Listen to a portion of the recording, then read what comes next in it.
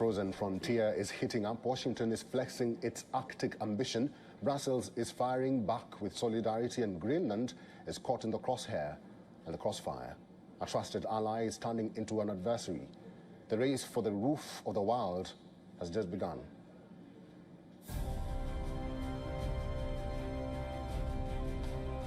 Ice is cracking. Tempers are rising. The Arctic is no longer a frozen backwater, it's the front line of global power. Greenland is slowly becoming the most dangerous piece of ice on Earth. Because America wants it. Vast, frozen, and sparsely populated, is now at the center of a geopolitical storm after Donald Trump declared his intent loud and clear. We need Greenland for national security. Yep, right. And if you take a look at Greenland, you look up and down the coast, you have Russian and Chinese ships all over the place. We need it for national security. We have to have it. I mean, that's the given, right? I mean, truth be told here, I understand why we need it, and I understand why this makes all the sense in the world. It makes sense. We want it for the sole purpose of making us basically stronger. But here's the problem. They're a sovereign nation, and we can't just take them, right? They are definitely associated with another place, right? So we need to figure out exactly how we can utilize it. Maybe, what about if we just put like a base here, right? Or something, right? Something. But I just have no idea if the people specifically of Greenland are going to be apt, at least, to engaging in any type of talks of this here. The response was immediate and furious. The integrity of the kingdom is up to the kingdom. I am standing here in the Faroe Islands, and as long as we have a kingdom which consists of Denmark, the Faroe Islands, and Greenland, we cannot accept that anyone challenges our sovereignty. Denmark and Greenland pushed back hard, making it clear Greenland is not for sale, not for seizure, not for bargaining. The European Union stepped in too. EU Commission Chief Ursula von der Leyen pledged full solidarity with Greenland, signaling that Europe will not stand by if Arctic sovereignty is challenged. Greenland is strategically vital due to its prime it's Arctic the location. It's amazing. This, specifically at a time of rising U.S., Chinese, and Russian interest in the Arctic. So why does Trump want Greenland? The answer lies beneath the ice. Greenland sits on critical Arctic sea routes that are rapidly opening as climate change melts polar ice. These routes slash thousands of kilometers off shipping lanes between Europe, Asia, and North America, routes that could soon rival the Suez Canal. And below the surface lies treasure, rare earth minerals, uranium, critical resources essential for electric vehicles, missiles, satellites, and clean energy. China has already tried to gain a foothold here. Russia is militarizing the Arctic coastline. Washington doesn't want to be late to the fight. Trump has sparked a fresh row with Denmark after appointing a special envoy to Greenland. He had earlier attempted to buy the island. This time, the stakes are higher, the language sharper. Greenland's leaders insist their future will be decided by Greenlanders alone. Denmark says sovereignty is non-negotiable. Europe warns that borders cannot be redrawn by ambition. What was once a silent sheet of ice has become a battlefield of influence, and the showdown has only just begun. And joining us live from Berlin is Mr. James Jackson. He's a journalist and also political analyst. Mr. Jackson, thank you very much for your time and welcome to the broadcast. Why does Greenland matter to President Trump, and why did he resort to appointing a governor as an envoy? That's a really good question. But I don't want to accept that premise. I don't want to say that it does really matter to Trump. It does. With Trump, you're never sure if he means what he says. Or, for example, if this is just a distraction from recent events around Venezuela, and there's been a lot of criticism from the media. So I think we need to stop taking Trump literally and start taking him seriously. And I will pass that message on to European leaders. It's possible that Greenland is important for Trump. I mean, he first proposed buying it during his first term, something that many people have forgotten. In 2019, Greenland, of course, and Denmark said no. But the question is, really, does this matter to Trump, or is this part of a longer strategy? Because, you know, you might not, whatever you think of his political nous and intelligence, it's obvious that Mr. Trump is in some ways a strategic genius. This could just be a play to undermine relationships with Europe, with something on the Russia-Ukraine front in play. So really, I think we need to start looking at Trump's objectives in a slightly more abstract way and stop assuming that he means what he says. I mean, it is entirely possible that he thinks that Greenland is important for national security. It is. It is in a strategically important region in the new national security strategy paper that came out. They basically declared the whole Western Hemisphere as the US's backyard, which is bringing back policies from just after the Second World War and even before that. Let's talk about those policies, Mr. Jackson. Because, right, like keep him on track because he's kind of going off continues, the rails in his emotions. View, how could it shape the global power or reshape the global power if this battle continues?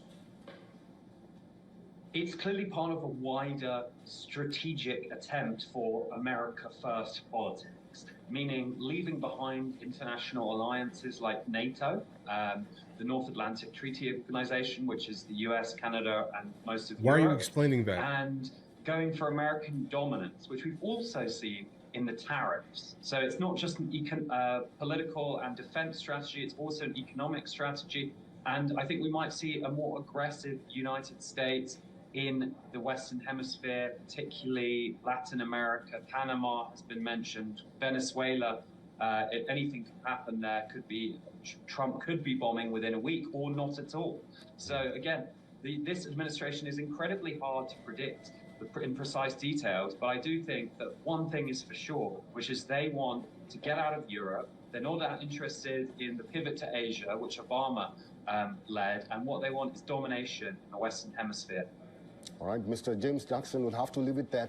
Okay. All right. So I'm not really taking much from what this guy is talking about here. Like, don't get me wrong here. Yeah, is it like a thing that potentially Trump could be saying, hey, pay attention to this and don't pay attention to anything over here that's happening?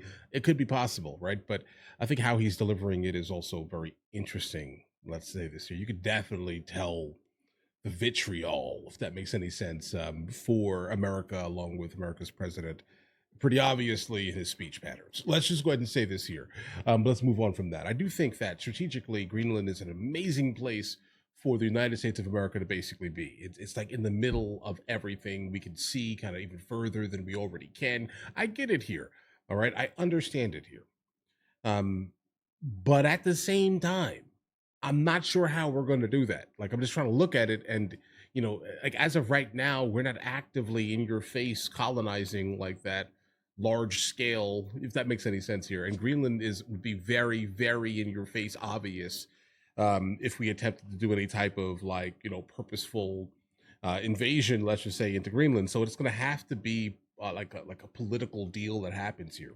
And Greenland, again, wants nothing to do with the United States of America large scale. So what do we do here? We need it, but we technically can't have it. It's okay, unfortunately, to hear the word no sometimes, right? It makes it stronger. So that's kind of where we are here. Is it possible that, you know, out of no, how about this here? If we accidentally find out within like a week that there is some group that only exists in not Denmark specifically, Greenland, and they are now plotting on the United States. I'm trying to come up with a ploy of how, like, you know, things could definitely happen. Let's say, potentially.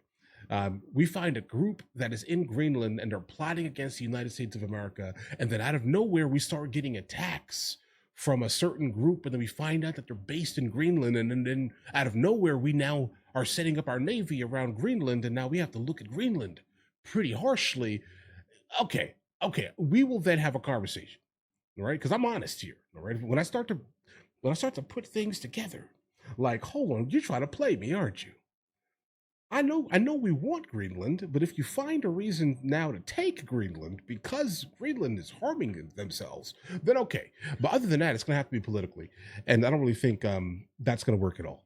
I'm sorry, it's just not. I'm trying to think of, like, I know a lot of Europeans, bro, like a lot of them, and they are fine. Okay, most of them don't like America that I've encountered, at least. And a lot of it just comes down to the fact that they've never been to America.